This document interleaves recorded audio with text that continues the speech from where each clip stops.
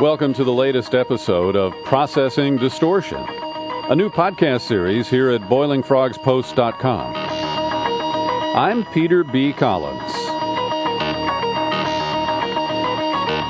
Today you will hear my archived interview from June of this year with Trevor Aaronson, the author of what I think is one of the most important books of 2013. It's called The Terror Factory. And in it, we break down the distortion that the FBI, the Patriot Act, the Fusion Centers of Homeland Security, the Joint Terrorism Task Force, that all of these efforts are keeping us safe and busting up significant attempts at terrorism here in the United States. Author Aaronson reviewed more than 500 cases, carefully looking at them, and could only find about 5 that were not tainted by an FBI informant or other manipulations of the process. And before we get to this important interview, I want to share the very latest, dated October 11th, 2013. A man with a history of mental illness has pleaded guilty in connection with a thwarted plot to start a civil war by detonating what he thought was a car bomb outside a bank in Oakland, California. The events took place, culminating in his arrest in the early morning hours of February 8th of this year at a Bank of America branch in Oakland, California. Suspect Matthew Laneza, L-L-A-N-E-Z-A, age 29, a citizen of San Jose, California, entered a guilty plea to attempted use of a weapon of mass destruction against property used in interstate commerce. Now, this is very common.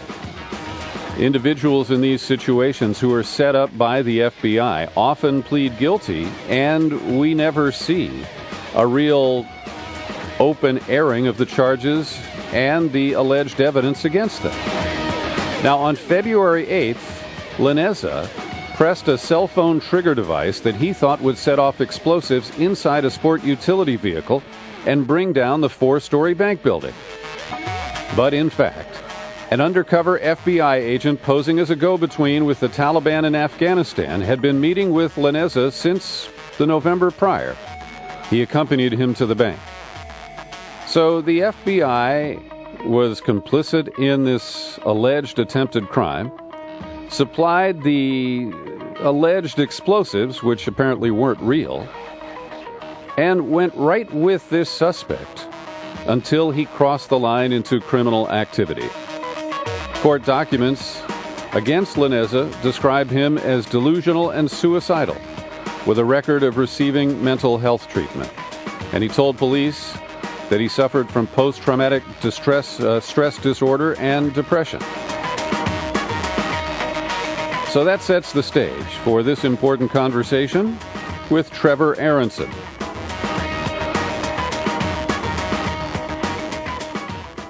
Joining me now is the author of an important new book called The Terror Factory. Journalist Trevor Aaronson has studied the pattern of domestic terrorism investigations since September 11th, 2001. And I'm very pleased because he confirms some of the speculation that we have offered about the role of paid FBI informants and the overall pattern of domestic terrorism cases that really don't meet critical analysis, critical review. Trevor, thank you for joining us today. Of course. Thanks for having me. Now, you started this project when you were studying journalism across the bay from me at the University of California, Berkeley. And Lowell Bergman, a celebrated producer from CBS 60 Minutes, he helped break the tobacco story that CBS spiked for a period of time. He basically was your professor and really gave you the kind of support and encouragement you needed to take on an important and fairly comprehensive study like this. Right. You know, Lowell Bergman runs an organization at Berkeley called the Investigative Reporting Program, and it's a separate nonprofit foundation-funded newsroom that's part of Berkeley. I wasn't necessarily studying journalism there. What Lowell does is every year he brings in 3 mid-career journalists who are given the resources to work on a very in-depth project that the private market or traditional media would not likely support. And so what I came to Lowell with was an idea about, taking a really hard look at all of the terrorism prosecutions in the decade since 9/11. So I was a fellow at Berkeley in 2002 and 2011, and we're aiming our project for release around the 10th anniversary of 9/11. And it ultimately became a Mother Jones story before it became my book. And what we wanted to show was the pattern of prosecutions in federal court on terrorism charges, and also how the FBI had developed, overnight after 9/11, a very sophisticated and sometimes troubling counterterrorism policy that is intended to preempt the next attack. Overnight, the FBI became an organization that was charged with investigating crime, and then it became one that was charged with becoming an intelligence agency that would find terrorists before they strike. And obviously, anytime you're looking to preempt crime or stop crime before it happens, it raises a lot of civil liberties concerns. Well, indeed. And Trevor, I'm a little older, and I cut my teeth during the 1970s when J. Edgar Hoover's COINTELPRO program was unraveling and becoming exposed. And in particular, I covered the trial of the survivors of Fred Hampton, the Black Panther leader, who was set up and murdered by a Chicago police raid that was coordinated with the FBI. And the disclosures that came out of that exposed a massive program aimed at preventing the rise of a new black messiah. And so the racial angle of COINTELPRO is one of the prongs that made it sensational and compelling and led to what we thought were the reforms that would prevent this from happening again. But after 9/11, newly minted FBI Director Mueller, Robert Mueller had been the U.S. Attorney here in San Francisco, was just taking charge of the FBI, and he really reintroduced many of these tactics and techniques that we thought were outlawed and we would never see again. At least that was my impression.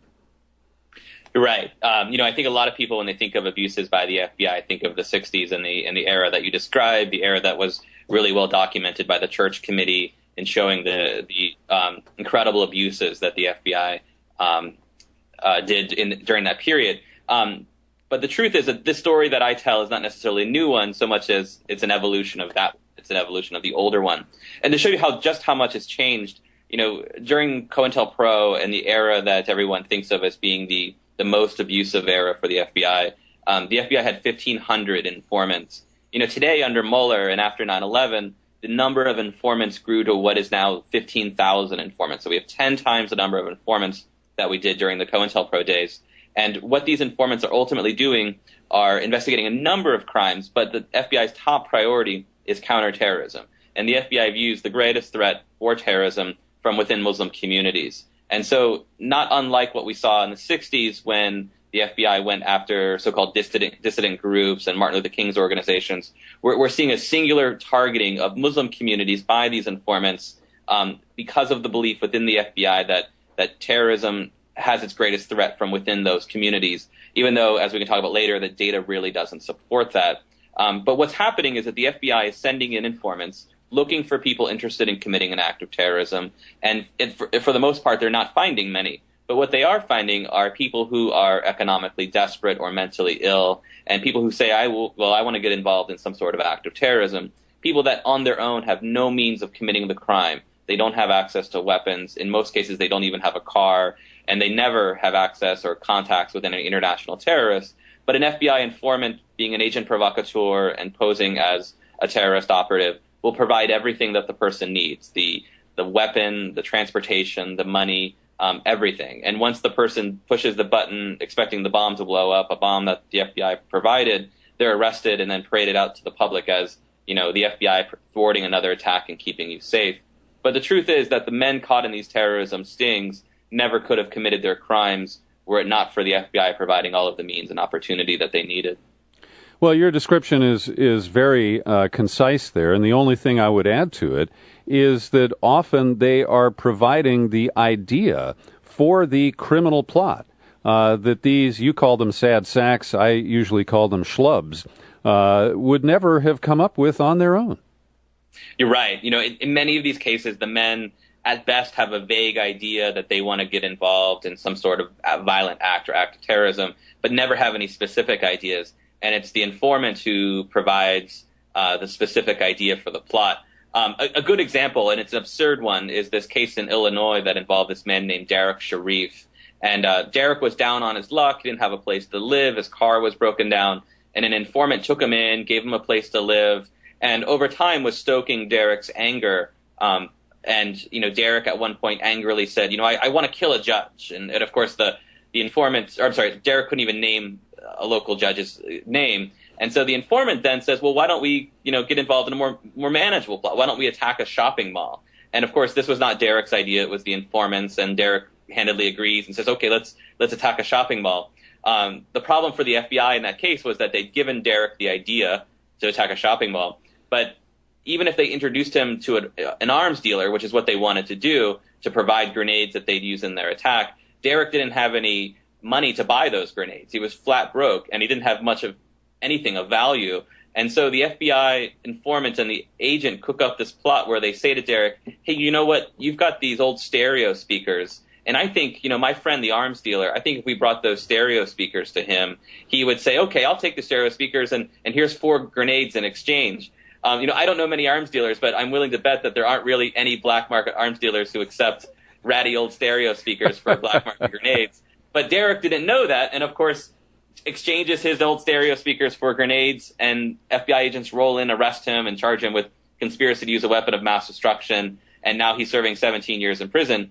But his was a case where he didn't even have the idea, and he didn't even have the means to acquire the weapons. The FBI had to go through this crazy, contorted plot to use these stereo speakers to allow him to get the weapons that he could only be charged with trying to use. Now, Trevor, when we finish the interview, I wonder if you'd give me that contact, because I've got some really cool custom-made stereo speakers in my garage, and I have 0 weapons, and I don't know if I could get an anti-aircraft gun, an RPG. I'm not sure what the market would bear, but I'd sure like to see. From Derek's case, it sounds like you'd be in store for some nice weaponry for what you have. Trevor, you open the introduction to your book with the sad story of Michael Reynolds. Tell our listeners about him. So Michael Reynolds was this man who was average in every way, and then just could not reconcile that average life. He married young, and he had a couple of kids, and his father-in-law helped him build a house. And typical of Michael Reynolds, he wanted to build this castle-like house with turrets and everything, and his father-in-law was like, no, you can't do that. And slowly, Michael's what seemed to be mental illness came forward, and his relationship with his wife ended up ending, and he goes to live with his parents, his mom, in suburban Pennsylvania. And Michael became very angered with the Iraq War and decided that he wanted to do something about it. And so he goes on this Yahoo forum called OBL Crew, which was OBL for Osama bin Laden. Really discreet. Really discreet. And, Michael, apparently not being the savviest of would-be terrorists, really thought this was a forum where, Al-Qaeda operatives would talk and communicate about plots, out in the open on some Yahoo group. So he posts this message on OBL Crew saying he wants to commit some sort of act of terrorism. He wants to blow up the Trans-Canada pipeline, and he needs help. And, of course, no one responds. And he comes back and he says, this is a great idea. I'd like to move forward with it. I need some help. And finally, an FBI informant sees that and sets up, starts emailing him and claims to be an Al-Qaeda operative who can provide everything that he would need. I think the number was $50,000 that he would provide, as well as the logistics and help in getting together weapons that he would use to bomb the pipeline. And so Michael Curtis Reynolds travels to Idaho expecting to meet this operative who will provide everything, this $50,000. And when he arrives at this rest stop, this interstate rest stop in Idaho, instead of finding an Al-Qaeda operative, he instead finds FBI agents who arrest him and charge him with conspiracy to use a weapon of mass destruction. And he was sentenced to also about 17 years in prison. Later, the FBI admitted that, Michael Curtis Reynolds wasn't so much a threat as he was mentally ill. And what's illustrative about Reynolds' case is that he's very similar to many of the other terrorist plots that you see the FBI announce and say we've thwarted. They don't involve people who on their own have the capacity, who have the weapons, have the ability to move forward in the plots. There are these crazy, as I put, sad sacks who have this vague idea at best, no access to weapons, and the FBI, through these elaborate sting operations, provides everything that they need. What the FBI says is that they're doing this. By doing this, they're preventing real al-Qaeda operatives from empowering these would-be terrorists. But the truth is that we have yet to see a case of, some al-Qaeda recruiter operating in the United States, willing and able to provide weapons to, these doofuses who on their own can't acquire them.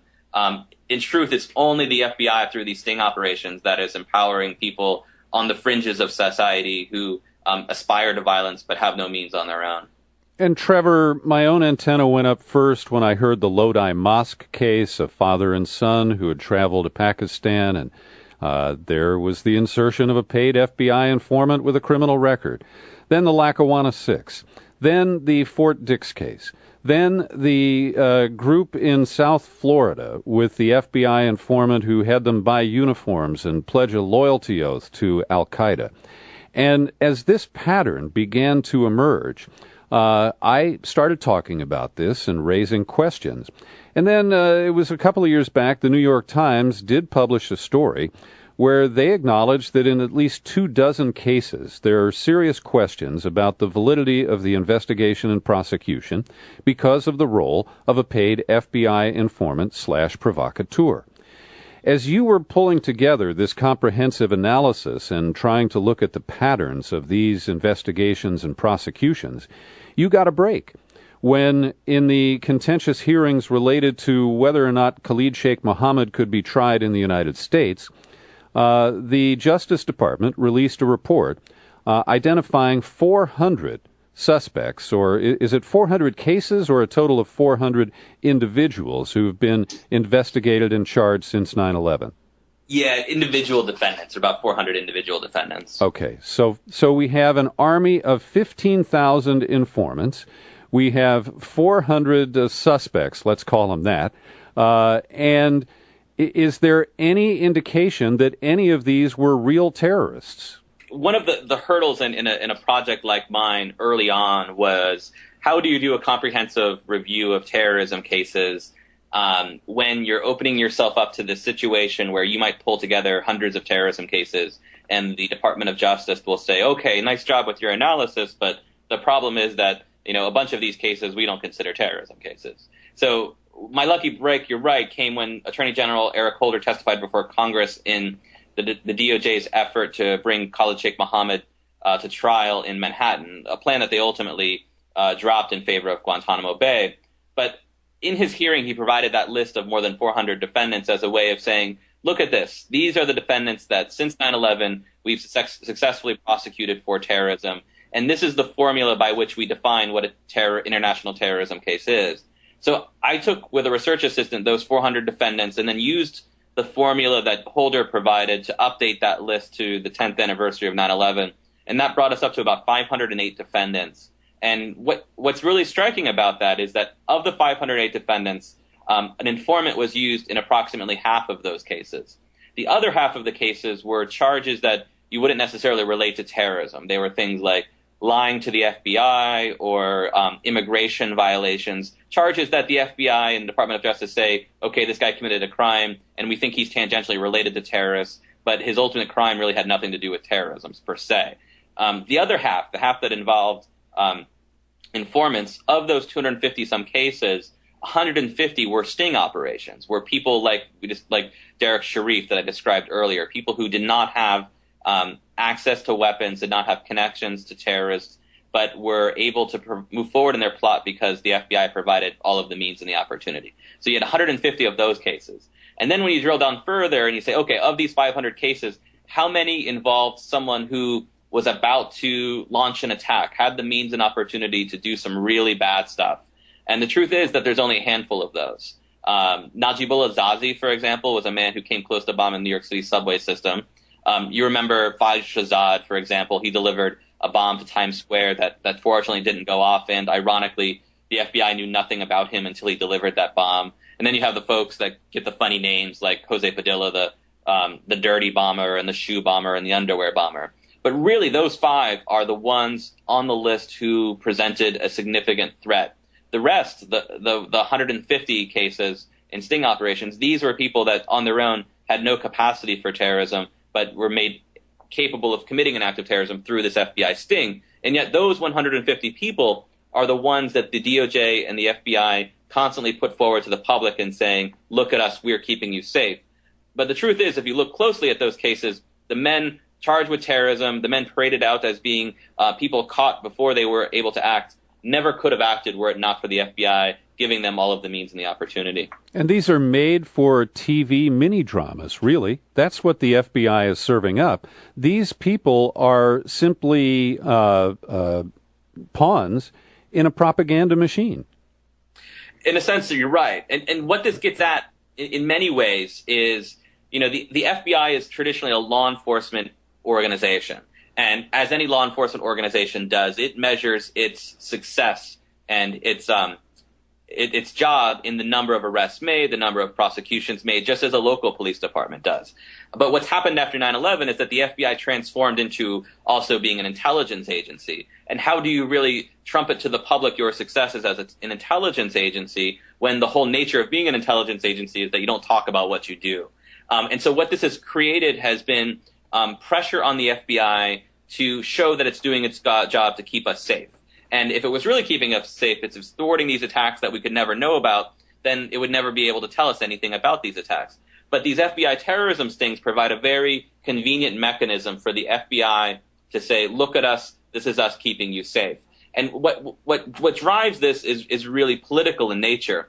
Every year, the Congress sets the FBI's budget. And every year, counterterrorism is the largest part of that budget. It gets $3 billion for counterterrorism, which is more than the FBI receives for organized crime, financial fraud, and other areas that were traditionally the areas of focus for the FBI prior to 9/11.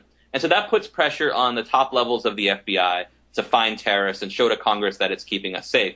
That pressure then gets put down on local offices, who then put that pressure down on agents, who then put that pressure in turn on informants, who are paid lots of money to go into communities and find would-be terrorists. These informants know that if they find a would-be terrorist, they can make six-figure paydays, $100,000 or more. And so they're going into these communities, and they're not truly finding someone who's putting a bomb together. Instead, they're finding someone who's mentally ill or economically desperate, who they're able to walk through in a plot, knowing that if they end up getting them involved in a sting operation, there's a big payday on the line for them. So then this is as much, in my view, a story of terrorism as it is a story about justice in the United States and the fairness and administration of justice in the United States, because we're sending into Muslim communities these criminals and con men who are informants with a financial incentive in finding people who will commit acts of terrorism. And then when they get them along in a plot, it then runs up the flagpole up to the highest levels of the FBI, who then say, look at us, America, this is us keeping you safe, and then further justifying their counterterrorism budget for the next year. Trevor, where does the money come from to pay the informants? Is it from drug seizures or other government seizures, or is there a line item in the FBI budget for millions of dollars worth of payments to informants? Yeah, I wish there were a line item, because that's my big question too. The reason we know what informants make, and I should preface this by saying this is a closely held secret within the FBI, what they pay informants overall, what they pay individual informants, how much money a prolific informant might make from the FBI during his career as an informant. All of that is a very closely held secret.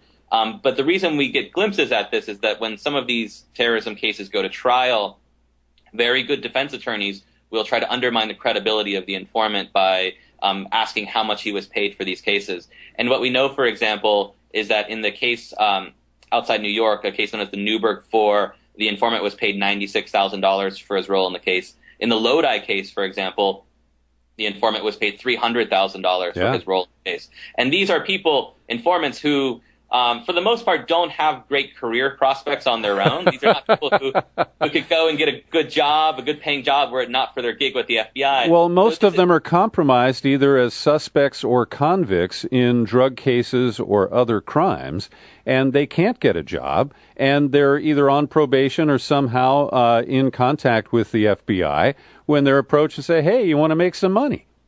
You're right.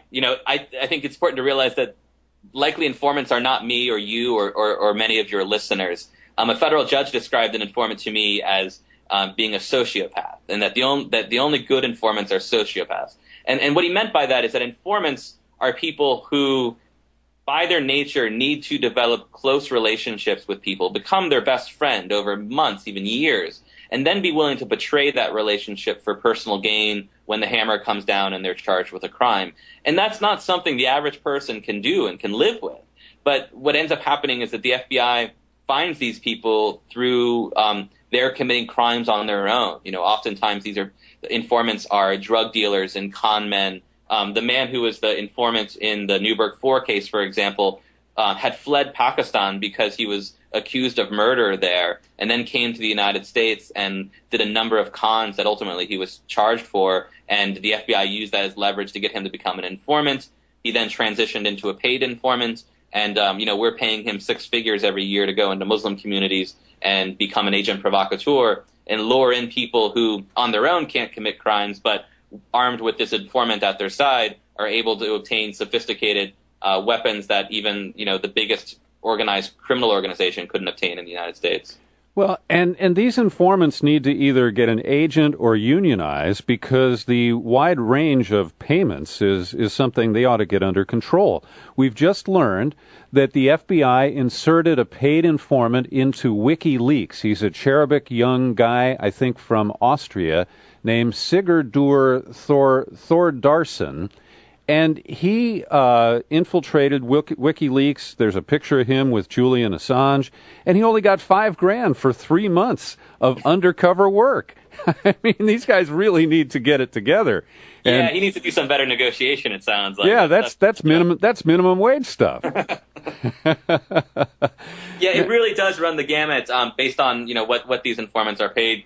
In terrorism cases, though, from what I've seen, $25,000 to $40,000 tends to be on the low end, and you see informants making $100,000 or more. The Lodi informant is so far the record, I believe. I think $300,000 is the most I've seen documented for a single payment to an informant. And Trevor, do you have any indication that any of these people have had to go into the witness protection program? Because that's a nice gravy train.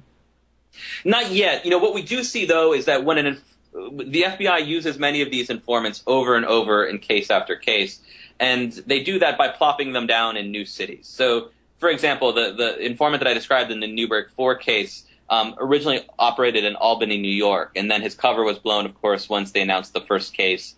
And then they moved him to New York City, where he worked a case in Newburgh. And then most recently, they moved him to Pittsburgh, where he was working a case. But ironically, this informant was a man I'd written extensively about in the Mother Jones story, and the Mother Jones story had included a photograph of him. And as it turns out, in my Mother Jones story, I included a number of documents from this guy's cases that included the cell phone he was using when he was working on one of these cases. And so fast forward now, about a year ago, he's working a case in Pittsburgh, and they're targeting this man named Al-Akili. And Al-Akili describes how he was given a business card from the informant, and he was suspicious of him. So he Googles his number, puts his phone number in Google, and it brings up the court record of him in the Newburgh case. And then he finds my story and realizes that's the same guy, the picture of him. And, of course, the cover is blown. But from what I'm hearing, the FBI, Shahed Hussein, the informant, is still being used by the FBI. They're just able to shuffle them around from city to city so that they're not otherwise recognized by the community. Trevor, to what extent has the revelations in more than 1 year, it's been a pattern, that the Justice Department Inspector General reports widespread abuse of national security letters? These are the instant warrants that don't require a court approval, that an FBI agent essentially can just execute on his or her own.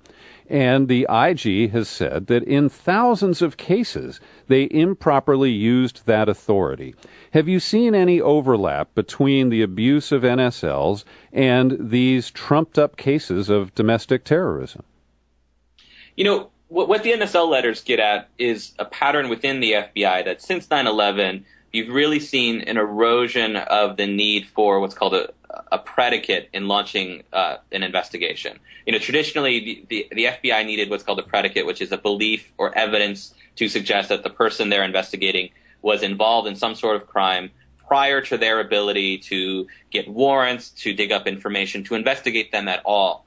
And after 9/11, there was the allowance of the NSLs, as well as what's called threat assessments, which is a 72-hour period where the FBI, just based on a tip, based on maybe you going to the FBI and say, you know what, I think Trevor Aaronson is involved in terrorism.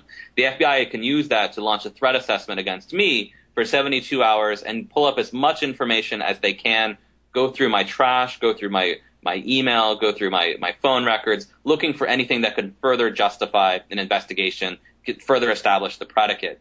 And what we see in case after case in terrorism is that the FBI is really using very flimsy evidence or flimsy tips to justify that threat assessment, which then gives them the ability to establish a predicate. Look at anyone's life very closely for 72 hours, and you're probably going to get enough to move forward in some sort of investigation. And so what we see, for example, is the FBI launching investigations based on people's, exercising of their First Amendment rights. Oftentimes investigations in terrorism cases are start from nothing more than someone going on Facebook and posting something really stupid, really odious, but otherwise protected speech in America, something about wanting to get involved in jihad or whatever it might be.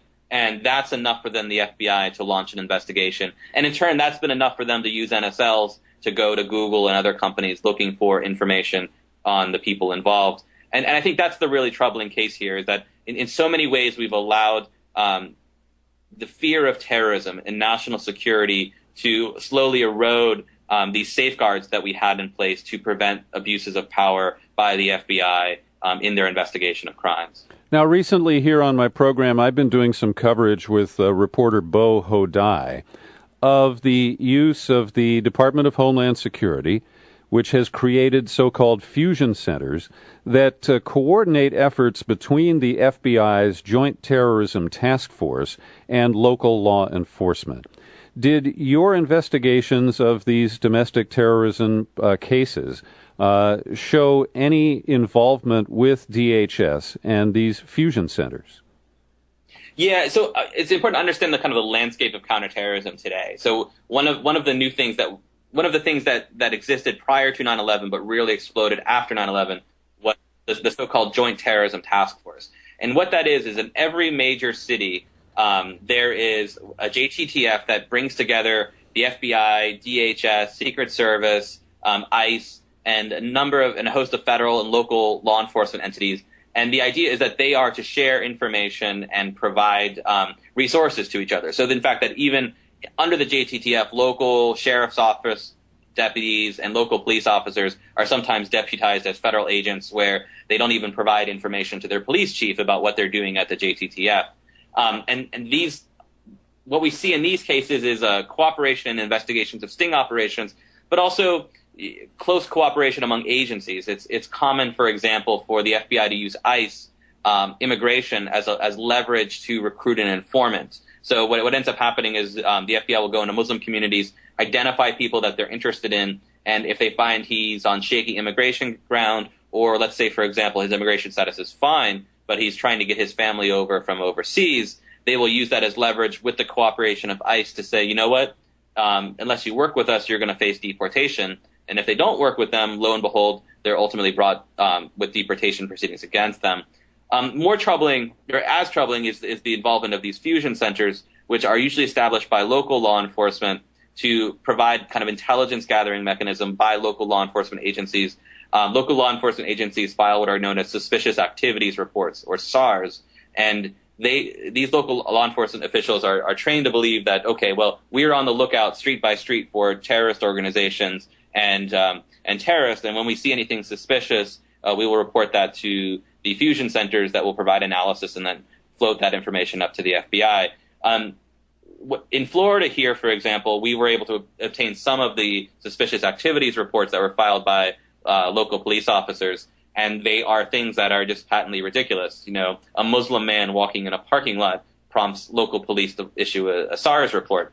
But what this is ultimately doing is and this should be troubling in the context of what we found out about NSA, is that the FBI, through the fusion centers and through cooperation with law enforcement nationwide, are really just building the intelligence capacity nationwide and pulling in people and gathering information on them, even though they have not had any evidence that those people have committed crimes. Well, and we just reported this week about the widespread use of these license plate reading devices that collects then massive amounts of data on the movements of innocent people that can be shared regionally, sometimes nationally. You put that together with the driver's license photo database that is now accessed at the federal level, and it really is a very pervasive network that meets the definition of a police state. At least in my humble opinion. Trevor, I want to ask you about one case that just has sent my bullshit detector into overdrive, and that is this guy, Arbabsiar. He recently took a guilty plea and was sentenced to more than 20 years in federal prison, and a result of that plea deal, we'll never really see an airing of the accusations against him. He's an Iranian-American used car dealer from South Texas. He allegedly hatched a plot in collusion with a guy who he thought was a Mexican drug cartel representative, but in fact was a DEA agent. And we're told that there were 2 wire transfers of about $50,000 from Tehran to an American bank account, and that the plot was that this guy, Arbabsiar, was going to blow up a restaurant in Washington, D.C. to take out the Saudi ambassador. And this story was floated. He was convicted Nancy Grace style in the media with very little evidence offered. Really just the wire transfers were the so-called smoking guns.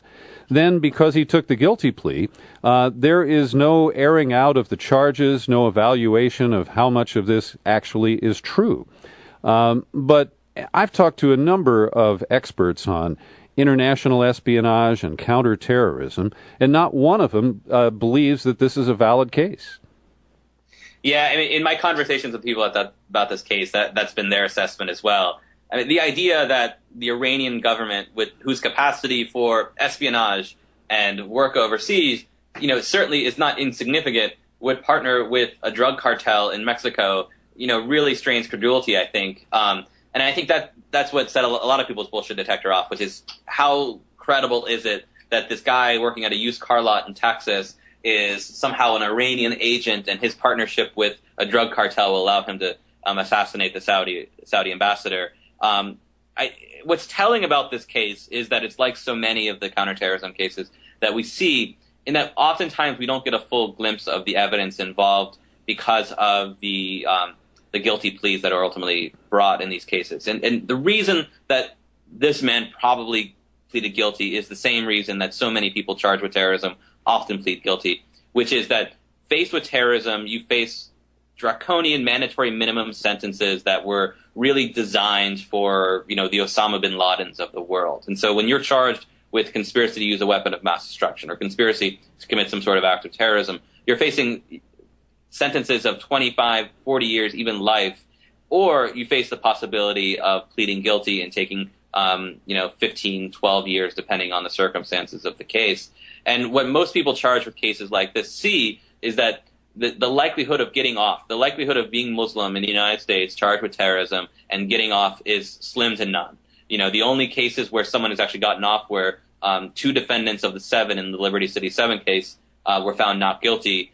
That case was somewhat anomalous, but for the most part, the federal prosecution has a near perfect record in terrorism cases. And so what we see are these really strange cases that whose factors and whose circumstances really suggest that this is not the most credible threat. But because the defendant faces these draconian sentences if he brings it to trial and loses, they often plead guilty, and we never get a full airing of what was involved in the case.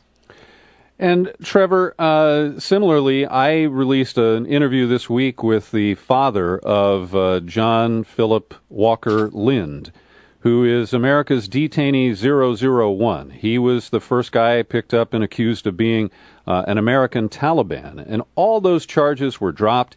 He pled guilty ultimately to violating the sanctions on Afghanistan, the commercial sanctions. And the law that he pled guilty to only provides for a 10-year sentence. Nevertheless, the White House insisted on a 20-year sentence, and he accepted that plea bargain. And it's exactly the same rationale you just described, that in the toxic environment post 9/11, and the way he was vilified on the cover of Newsweek and elsewhere, John Lind had no prayer for a real fair trial. And it's a real travesty because he had volunteered to fight in the Afghan army against the warlords who were on the opposition of the United States until 9/11. And he didn't even know of the geopolitical flip that basically left him as the odd man out. I also want to just briefly ask you, you mentioned in the real terrorist, the real domestic terrorist, Jose Padilla. And I have never known what the truth is about him, and also because he took a plea bargain, there was no trial, and so the evidence will never be presented in public. But all of the terrorism-related charges against him were ultimately dropped after his 3+ years of Gitmo-style treatment in the brig in North Carolina. So right. Can you tell me just briefly why you consider him to be a real terrorist? Because, again, I don't pretend to know, but the allegations made by John Ashcroft in Moscow that were used to convict him in the media were ultimately not proven. You're right. You know, I in studies like this, and in the study I did of these cases, I tried to be as generous as possible to the government in the sense that if they are connected to terrorism in some way, terrorists in some way, that they have these tangible connections, you could describe them as terrorists, even though those connections might not have given them the capacity to do what the government ultimately alleges they wanted to do. So in the case of Jose Padilla, you know, there is a clear record that he was connected to al-Qaeda through al-Qaeda officials overseas, and that he had gone overseas and he'd lived with them, and he had in fact married a woman who was closely connected to an al-Qaeda operative. The government later alleged, of course, that he had been trained to unleash a radioactive dirty bomb, and that's what he was moving forward in doing. They were never able to prove that in court. Ultimately, what they were able to prove was a type of conspiracy in which the people he was involved with were using code that the government claimed was related to terrorism. They were talking about soccer and footballs and fields, and the claim was that this was code for different various terrorist acts. In my view, and kind of being generous about this to the federal government, because Jose Padilla had these connections and had gone overseas, I'm okay with the idea that we're going to describe him as a real terrorist. But you're right. I mean, the question is, was he really the dirty bomber that the government claims him to be? And the government wasn't able to establish that evidence, even with the controversial distinction of his being a so-called enemy combatant. Mm-hmm. Okay. So finally, I'd like to ask you about the tenure of Robert Mueller as FBI director. After the abuses of J. Edgar Hoover, they passed a law that said an FBI director shall serve a single term of 10 years. And then 2 years ago, they just quietly extended Mueller's term with no debate. I was debating it, but nobody was listening. And now they've appointed James Comey. And we're hearing again about the Ashcroft bedside encounter in 2004, which is supposed to be James Comey's shining moment. But the truth is that he approved virtually all of what I consider to be the unconstitutional actions of the Bush administration, from the setup of Guantanamo to the torture regime to rendition. And while he had quibbles about the collection of metadata, he ultimately agreed that they, shifted some things around. We don't know all the details, but he did ultimately approve that. So do you see any difference between Mueller and Comey? And do you have any other comments you'd like to add? Yeah, I mean, what was most troubling about the fact that Mueller's tenure was extended without much discussion or debate is the fact that the 10-year maximum tenure for an FBI director was established as a result of the abuses that we saw under J. Edgar Hoover, where J. Edgar Hoover had stayed in the position for decades and had been allowed to basically run the FBI as his own little secret police force. And so this 10-year maximum was intended to prevent that from happening again. Yet here we are, was in 2012, we said, okay, let's go ahead and extend Mueller's tenure under the auspices that there was an election coming up and it would have been messy time to switch FBI directors at a time of such heightened national security in the federal government's view. And so now we have James Comey coming in, and the idea that a new FBI director may reassess some of the problematic policies that we've seen in the decade since 9/11, that hope really doesn't exist under Comey, because what we know is that Comey has been a very ardent supporter of sting operations, of the use of preemptive prosecution in terrorism cases. He specifically oversaw a very troubling sting operation that occurred in Albany at New York, for example. And so I'm not expecting any difference in policy or any kind of policy shift under Comey. I mean, in some ways, this is just a continuation of the same with Comey.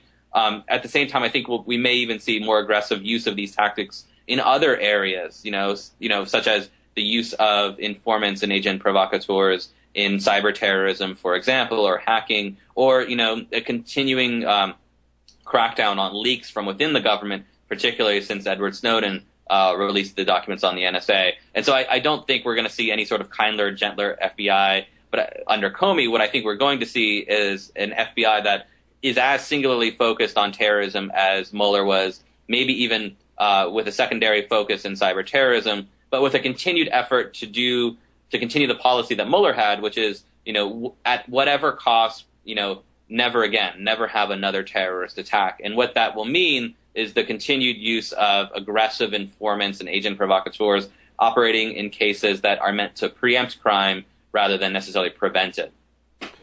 Well, I would like to recommend that every member of the Senate Judiciary Committee, which will preside over the confirmation hearings of James Comey, reads your book, because these are things that should be explored in open forums and should be a part of this confirmation process. The Congress has failed in its oversight responsibilities, and the Senate in particular is very cozy with the FBI and the intelligence communities. Nevertheless, I hope, because we do have Ed Markey, new from Massachusetts, the senators from Oregon, Wyden and Merkley, have shown real independence and a desire to represent the people. And maybe if everybody in Washington read your book, things might change a little bit. Yeah, I think, this is an area where I wish Congress would ask questions and pursue. In the wake of the Boston bombing, for example, I was really hopeful that might actually happen. I mean, I think what the Boston bombing showed very clearly was that, the FBI's policies and sting operations have shown to be very effective in finding people in the margins of society who don't have capacity to commit a crime were it not for the FBI providing that capacity. At the same time, the FBI has been missing the truly dangerous threats. They didn't know who Faisal Shahzad was until he delivered a bomb to Times Square, just as they didn't know Tamlin Tsarnaev was a threat, even though they'd investigated him. So I think the FBI has clearly shown an inability to identify the truly dangerous threats, to identify the people who can commit acts of terrorism without needing an FBI informant dragging them by the nose and providing them with the bomb to detonate. Trevor Aaronson. The new book is called The Terror Factory. I read it as an ebook. Where's the best place for people to get it? It should be available at your local bookseller, but Amazon.com always has it in stock and is a great place to get it as well. Okay. Thanks for talking with us today. Great. Thank you so much. Thanks for listening to this episode of Processing Distortion. I'm Peter B. Collins, and I would love to get your feedback. Positive, negative, maybe you have a question. Email peter@peterbcollins.com.